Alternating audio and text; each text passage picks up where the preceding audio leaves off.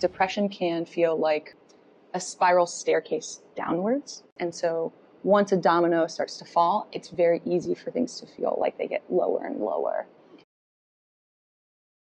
Somebody experiencing depression is exhausted. Normal things, just eating breakfast, can feel like this intense exercise. Symptoms of depression, like I said, can vary. Ones that we don't often see or talk about are irritability, like quick to anger sometimes. Another one is almost like a brain fog. It's harder to make decisions. It's harder to concentrate. Another one is sleeping a lot and never feeling rested. And then on the flip side of that, you could have insomnia, which is like you stay up really late or you get up early, you struggle to sleep. So there are usually some sort of sleep struggles.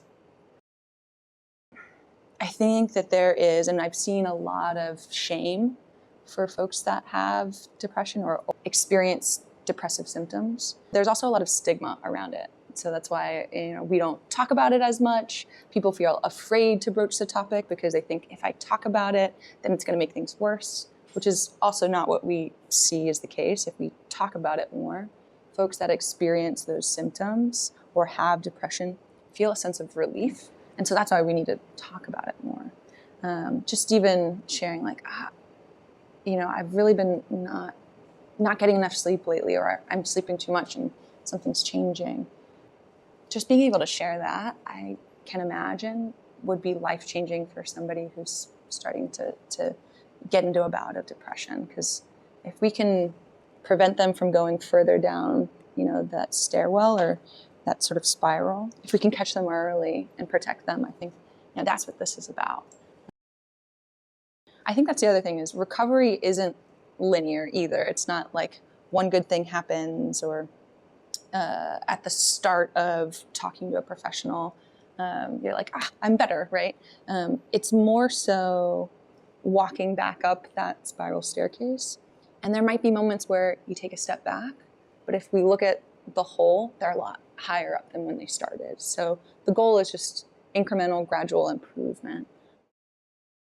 So one of the things that often happens for folks trying to help those with depression is they'll say, just let me know what I can do.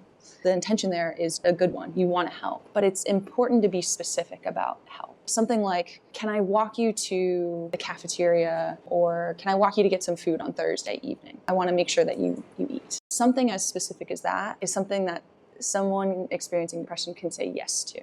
But if you give them this like open offer of help, they're not going to know what to say or do. So specific help. And I think another thing to do is just low, consistent checking in. Just, hey, checking in on how today is. Good day, bad day. Somebody with depression just wants to know that they're not alone, so that they've got somebody there with them along the way. So, listening. I think just being there to listen without trying to fix is feeling seen, and that's usually one of the best things. You can just listen. I think there's a difference in telling somebody and sort of directing them and just being like, hey, would you be open to having a conversation with somebody who feels safe, right? And can I walk you over? Let me go with you. It'll feel less like a struggle to just walk there if you have somebody to go with you.